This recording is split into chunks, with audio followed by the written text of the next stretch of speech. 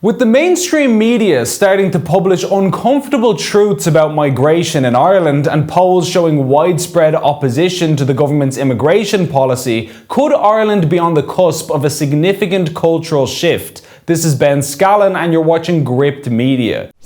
Before we start the video, if you want to support Gript and our work, make sure to click like, subscribe and comment, because by liking, commenting and sharing, this channel will get boosted in the algorithm and get seen by more people. So if you want to see this channel grow, just take 2 seconds right now to like, comment and do your part to support independent journalism. And so with that said, on to the video.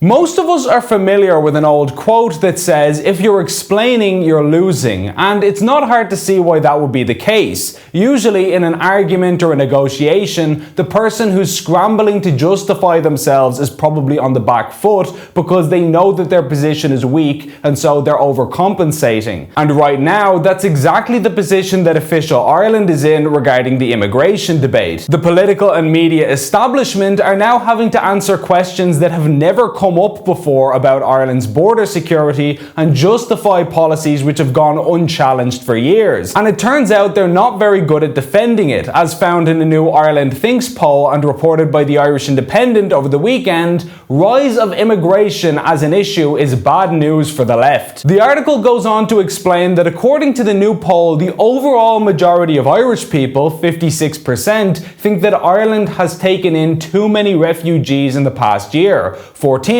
are unsure and only 30%, less than 1/3 of people, are happy with the current numbers. So if you think that Ireland has taken in too many refugees, not only is that not an extreme or far right position, it is the majority position. 56% of people agree with you and another 14% are unsure, which means that a total of 70% at least think it's up for debate or are conflicted about the issue. That's hardly what you'd call a radical extremist fringe. You're talking about most of the country. And it's noteworthy that working class women are the demographic most likely to oppose what's happening. This is just speculation, but I'd imagine that this is because these asylum centres tend to be in working class communities, so those who are less well off are more likely to deal with the immediate consequences. And women are naturally going to be more squeamish than men about large numbers of unvetted adult males moving into their area. This is just common sense. How safe is our children and women of this town?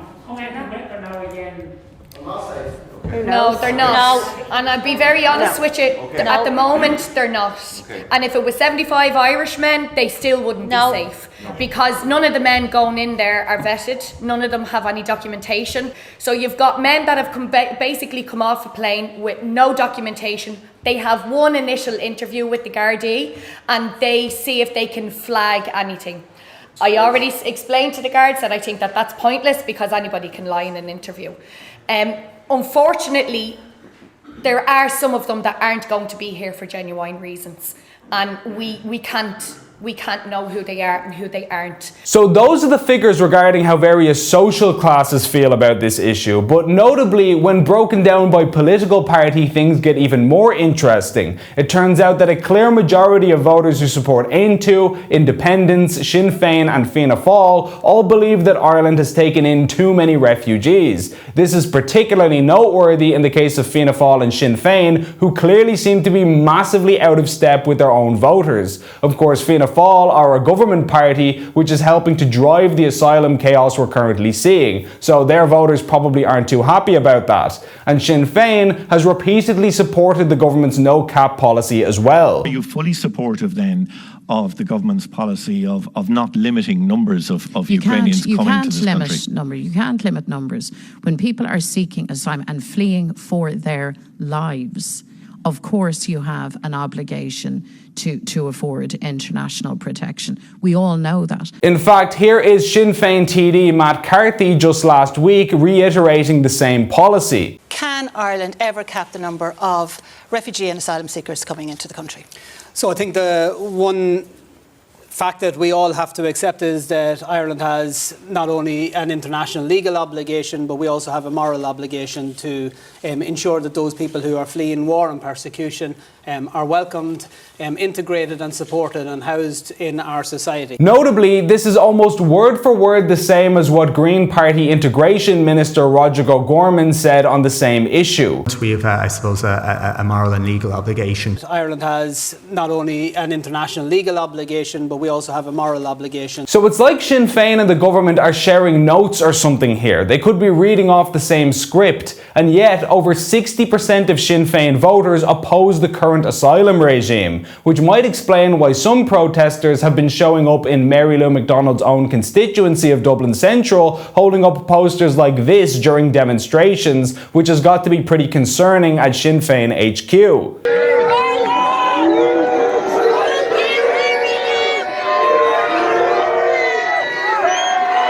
This might also help to explain in part why Sinn Féin's support has dropped in 3 separate polls since the East Wall protests began late last year. No doubt there are a number of factors at play there, and it's not solely due to migration issues, but you can't imagine that any of this East Wall stuff has helped. Now, what's very interesting about all of this is the fact that we're already starting to see the corporate media narrative shift in relation to these issues. For example, last week, News Talk's Pat Kenny, of all people, covered the fact that last year almost 40% of international protection applicants presented at Dublin Airport with no papers or illegal false travel documents. So between January and November 2022, according to these figures released to me by the Department of Justice through a Freedom of Information request, a total of 5,074 people presented either false or no documentation and then were allowed to apply for international protection here last year. So that means, Pat, that almost 40% of asylum seekers who arrived in Ireland in 2022 had false or no documentation. News Talk's Barry White went on to interview Senator Michael McDowell about the same issue and how undocumented migrants should be deported. Now, I've been speaking to former Justice Minister and now Senator Michael McDowell, and he says anyone who arrives without the correct travel documents or fake travel documents should be deported. If you come to Dublin Airport and you say you have no travel documents, what is your motive in doing that? It's to conceal your identity and to prevent the Irish state from coming to a quick decision as to whether you are or not what you claim to be and whether you are or not somebody who's entitled to international protection. But I mean, as far as I know, they don't even search the people or their luggage for the travel documents. And I would be surprised if all of those travel documents are left on board Ryanair flights or flushed down toilets on aircraft. I don't believe that happens. I think they're retained. But I mean, our system is just ineffectual. You're dealing with a person across a desk, they're not going to search you. Try that in the United States and you'd have a very different approach. Shortly after this News Talk report was released, the Irish Times went on to acknowledge the same figures, so you can already see that the media is starting to acknowledge some uncomfortable truths about the asylum situation. And in fact, so are some politicians. Even Labour Party TD Aidan O'Riordan, who is remarkably left-wing and supportive of mass migration, admitted over the weekend that most of the protesters against the current asylum system are not in fact far-right boogeymen. As reported by the Irish Times, others worry that the protests can't be neatly blamed on a fringe group. It feels like it's going mainstream, says Dublin Bay North TD Aidan O'Riordan of Labour, who has seen protests in his constituency. They are local people. We can't pretend they're outsiders. We can't pretend they're all politically motivated people from a far-right racist agenda, he said.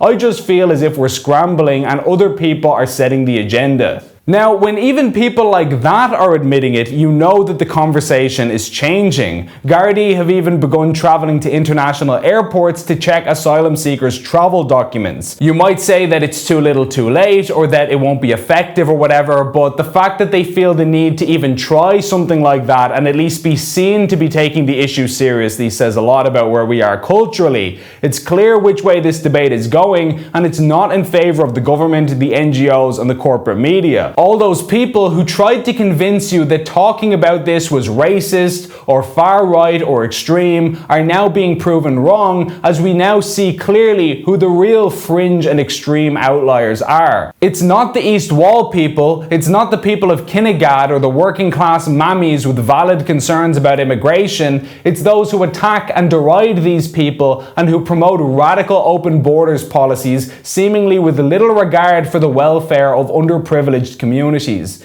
And the more of these conversations that we have as a society, the more we'll start to see who really has the better argument. Please like and share this video, and if you enjoyed it, please consider signing up for a monthly donation via the link on screen to help us produce more content like this. Alternative media like Gript needs all the assistance it can get, and every donation goes a long way. As always, thanks for watching.